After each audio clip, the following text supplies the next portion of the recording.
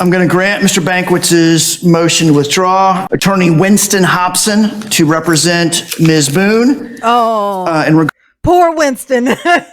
Winston's up next. I don't know who Winston is, but this is not his lucky day.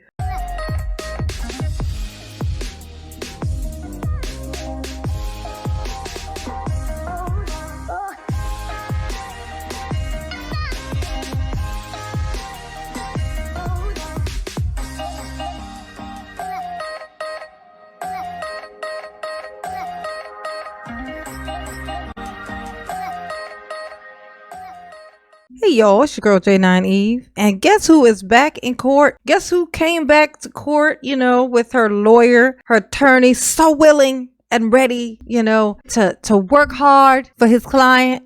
You see how I'm looking at you, you can tell that I'm kidding, right? No, this is not what happened. As you can see by Sarah's distress. Oh, is that just her regular face? I did not know.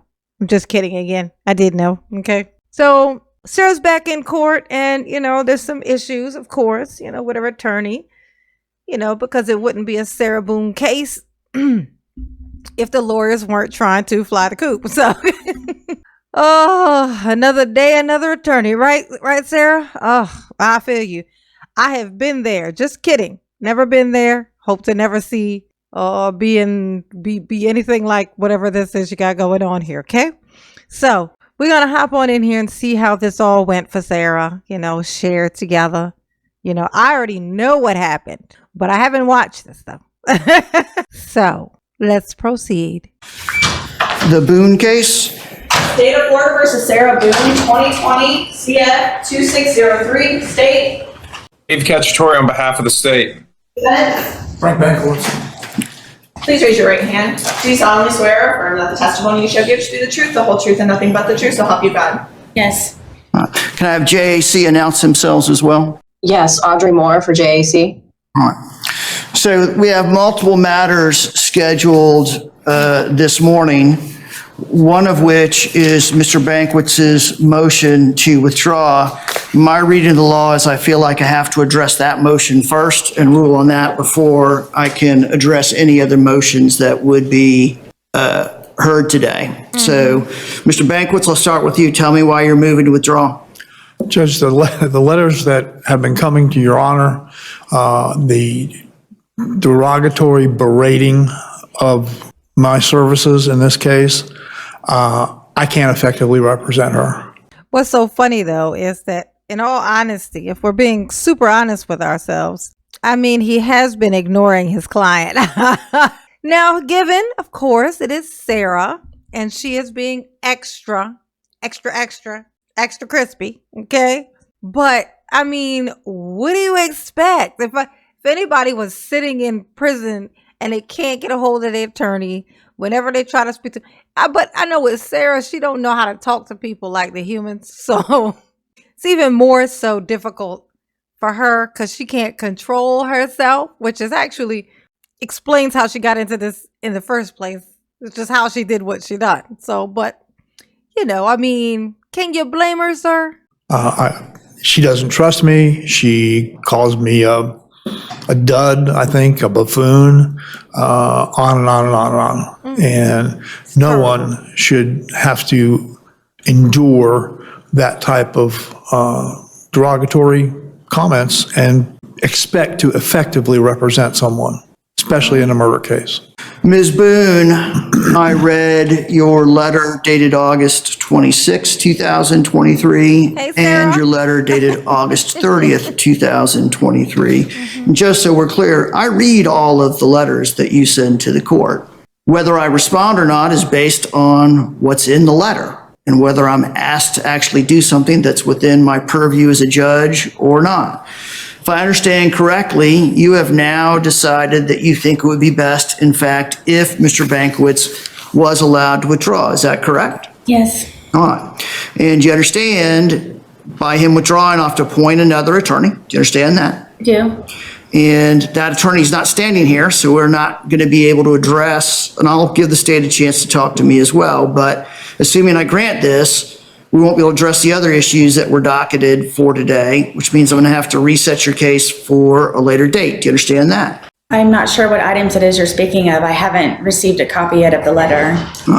So we also were having a hearing today in regards to authorization for payment for an expert that your attorney believes he needs to defend you in an issue about the compensation of that expert, which is why JAC is participating today. I don't know if your next lawyer is going to think that that expert's the right person to use, or whether they're going to go a different route after consulting with you. And even if they did, they're not standing here. And once Mr. Bankwitz is out, he's out. He can't argue the motion. So do you understand that? I fully understand. All right. Mr. Cacciatore, normal. Now, she says she understands, but this just adds more time before things gets to moving. So you think, as urgent as she feels like everything should be, like this is taking too long because she thinks the outcome, once this goes to trial, like she's thinking the outcome of this is going to be, I get to be free. But actually it's like, it's Sarah, you definitely going to be guilty. Like Sarah, you're definitely going to be guilty. So, I mean, I don't care how much money you pay for this here, expert witness that you found that's willing to, I guess, lie for you. I don't know. But it's not going to make a difference. Okay? It ain't going to make a difference. Like, you say, okay, I understand. And as soon as you get back to your cell, you're caught. You're going to get to writing another letter to the judge talking about he ain't ish and he need to do better. Where is my new attorney? Tell me I'm lying. Am I lying? No? Oh. Normally, the state takes no position in these issues, but there are limited circumstances when the state doesn't take a position. So are you taking a position on this motion to withdraw, Mr. Cacciatore? No, this would be one of those times where we would be not taking a position. All right. So I'm going to grant Mr. Bankwitz's motion to withdraw. I'm going to appoint. They just added 3 years at least to this man's life because Sarah was going to take him to his grave, honey. I know he is celebrating in his mind. He's thinking about tonight. He's thinking about what he's going to have for dinner. He's thinking about just his freedom for tomorrow. He's thinking about no more letters. He probably going to retire after this. Okay, he going to retire. He going to be like, okay, you know what? Let me get out of this before I end up with another Sarah and have this situation on my hands. Okay. Find my list. Attorney Winston Hobson to represent Ms. Boone. Oh, poor Winston. Winston's up next. I don't know who Winston is, but this is not his lucky day. Oh, Winston, you poor whoever's you are. Dang. Oh, Winston. I feel so bad for Winston. Regards to the other matters scheduled today, I'm going to take no action on them at this time until Mr. Hobson can, in regards to the motion involving JAC, I'm simply going to take no action on that motion at this point in time until Mr. Hobson has a chance to review it and determine whether he wants to proceed with that motion. I will address the pretrial because today was also supposed to be pretrial. Here's what we'll do. Let me just get my calendar up. As far as pretrial conference, I'm going to set this case for pretrial conference on Tuesday, November 28th, and a trial period starting Monday, December 11th. I think any earlier period of time would be unrealistic for Mr. Hobson to get on board, get up to speed with the discovery, and determine how he wants to proceed in regards to any experts. But I will set a status hearing on the case prior to that. Now, Ms. Boone, in just a minute, they're going to take you back to the Orange County Jail. I'm going to suggest that you talk to Mr. Hobson about the various other issues you raised in your letter dated August 30th, 2023. One other thing I want to talk to you about, we had this conversation once in the past. Clearly, your working relationship with Mr. Bankwitz was such that it deteriorated to the point where the two of y'all just couldn't work together to defend your case. So I'm not going to try to referee how that played out, why that unfolded the way it did.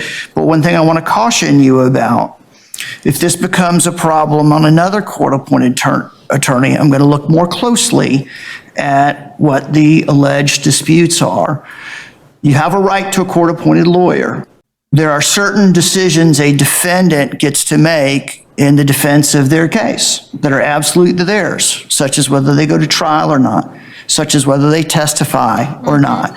But there are many decisions in a case that a lawyer gets to make. And while you certainly have a right to consult with your lawyer and discuss with your lawyer, they don't automatically just do whatever you say. They use their professional judgment and experience and look at the evidence, look at the law, and do the best they can. Also, you've got court-appointed counsel. As I've explained to you before, court-appointed counsel rarely have the luxury of representing one person and only having one case to focus on. I have concerns that your expectations of what any court-appointed counsel might do as far as spending time with you and the depth and degree of communication may be unrealistic expectations. You always have the right to retain a lawyer to represent you, and then that's between you and that lawyer. You can demand whatever expectations that you have as part of that agreement. But when it's a court-appointed lawyer, you have to accept and understand that they have other cases, other courtrooms, other responsibilities. And I'm cognizant of that when I'm addressing these types of issues about communication. So that's just food for thought, nothing to do today. I don't need a response from you. I just wanted to make sure you were aware of that and were thinking about that as we proceeded forward. I tell you what, thanks for allowing her to hear you say that. That's so funny. Allow her. Sarah, what he just told you was this, okay? These right here is what's called free lawyers, okay? They're free. They cost $3.15. They have multiple people who also need free lawyers, okay? So you're not the only person who has paperwork on their desk, okay? They got to go through, and this man was on a walker. Okay, it's going to take him a while to get to the papers. Okay, so next time you may want to chill out. Okay, because if another lawyer leaves, he's going to basically start looking into how this is all your fault. Okay, which he already knows it is. But he's just letting you know, Sarah, chill out. Okay, you're in this big hurry to get all these things done. You're going to end up with like a 20, 30-year sentence. Okay. I don't know how old you are, but I know how old you look. Okay. And so and by the time you come out, it's going to be, your son going to have grandchildren possibly. You know what I'm saying? I'm just kidding. Just kidding, Sarah. Just kidding. Don't write me a letter. No. Oh, but congratulations to the attorney who got himself out of this. And I'm so sorry. My condolences to the attorney who now has to attempt his turn to represent Sarah. And on that, I bid you adieu. All of you. Sarah, calm your nerves. Just become accustomed to this. This is life now. Okay? You wanted your boyfriend to feel some type of way, and he did. And now he's gone. And now it is your turn to feel some type of way. Ain't that so funny? She's so inconvenienced. Oh, you inconvenienced, are you? Hey, it's Sarah. I'll leave you on this. Hey, Sarah, are you feeling uncomfortable right now? How ironic. Okay. How ironic indeed. All right. Y'all know what to do. You do. You know what to do. I've told you this before. Y'all behave. So I'm not going to do it. Absolutely not. I just can't. There's no reason to talk about it anymore. But mama love you though. Yes, you do. Yes, you do. Peace.